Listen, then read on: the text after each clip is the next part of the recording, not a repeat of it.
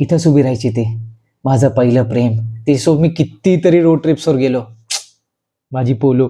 Decision difficult होता पण क्या करे, मूव ऑन तो होना पड़ता है ना बॉस. ठरवलं तर खरं, लेकिन गाडी कौन सी लेने का बाबा ये ठराय का तूने? क्यूट छोटी कॉम्पॅक्ट हॅचबॅक घ्यायची का स्टायलिश सडॅन घ्यायची का भोकाल करणारी एसयूव्ही घ्यायची? मग गाडी सिलेक्शनच्या मी काय क्रायटेरियाज डिफाईन केल्या. जी गाडी या सगळ्या क्रायटेरिया मध्ये बसेल ती गाडी घरी येईल. गाडी एकदम सेफ पाहिजे आणि बिल्ड क्वालिटी बोले तर एकदम सनी देओल के माफिक स्ट्रॉंग. सिटी यूज मॅक्झिमम असल्यामुळे गाडीची साईज एकदम राजपाल यादव सारखी छोटी. आता ही गाडी आमच्या घरची ऐश्वर्या पण चालवेल म्हणून ट्रान्समिशन ऑटोमॅटिक पण पाहिजे बरं का बाबा. नावात कुठेही अंबानी नसल्यामुळं मायलेज गाडीचा हाय पाहिजे पण मेंटेनन्स कॉस्ट लो बरं का. आणि घरात कुठेही पैशाचं झाड नसल्यामुळं गाडी बजेटमध्ये आणि व्हॅल्यू फॉर मनी.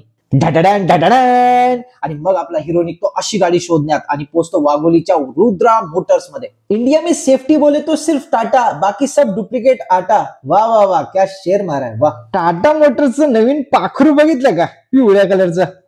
यारा बजेट कम होने से तू अभी हो नहीं सकता मेरा. मग मला दिसली नेहा कक्कडच्या साईज मधली टियागो. साईज जरी छोटी असली पण लुक्सच्या बाबतीत एकदम Katrina Kaif. Indian automobile industry मधली पहिली हॅचबॅक ऑटोमॅटिक सीएनजी कार. पैसा ही पैसा बचेगा बाबा. अगदी बेस व्हेरियंट घेऊन आफ्टर मार्केट मधून काहीतरी गाडी सोबत छेडछाड करायची हे आपल्या तत्वात बसत नाही. आणि अगदी टॉप एंड व्हेरियंट घेणं आपल्या बजेटमध्ये बसत नाही. तर असं व्हेरियंट मला पाहिजे होतं जे व्हॅल्यू फॉर मनी असेल. टियागोचं पूर्ण अनालिसिस केल्यानंतर मला असं लक्षात आलं ही गाडी माझ्या सगळ्या क्रायटेरियामध्ये परफेक्टली फिट होते. एक्सटीए व्हेरियंट बेस्ट असेल आणि मॅक्सिमम डिस्काउंट मला कसा भेटेल हे सगळं मला एक्सप्लेन केलं या देव माणसाने ज्यांचं नाव आहे प्रदीप सर. टियागोची शपथ घेऊन सांगतो इथली कॉफी एक नंबर आहे, नक्की ट्राय करा आल्यावर. ठरलं तर मग टियागोच घ्यायची. मग काय लोनची इन्क्वायरी केली आणि दंडना दंडन. आले तुफान किती जिद्द ना सोडली.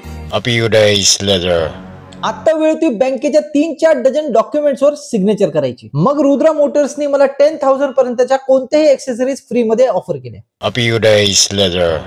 एक समदुःखी माणूस म्हणजे आमचे साळू यांना घेऊन मी पोहोचलो शोरूम मध्ये प्री डिलिव्हरी इन्स्पेक्शन करायला. परत ती अमेझिंग फुकटची कॉफी कशी सोडणार मी.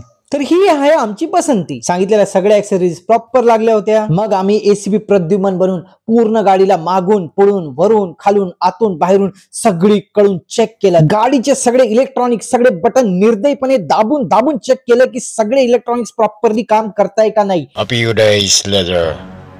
आता तो दिवस आला जेव्हा आम्ही आमच्या नवीन नवरीला घ्यायला चाललो हे पूर्ण वराळ घेऊन. फायनली तो दिवस आला ज्या दिवशी आम्हाला गाडी मिळणार होती आणि आम्ही पोहोचलो शोरूम मध्ये. गाडी पिकअप करायच्या दिवशी शोरूम वाले तुम्हाला इतकं स्पेशल फील करतात की असं लागतंय साला आपणच भगवान आहे. बघा म्हटलं होतं ना इथली कॉफी स्पेशल आहे. इथं आम्ही एक्साइटेड होतो की गाडी कधी दिसेल कधी भेटेल. आणि ह्या मॅडम आमच्याकडून सिग्नेचर घेत होत्या.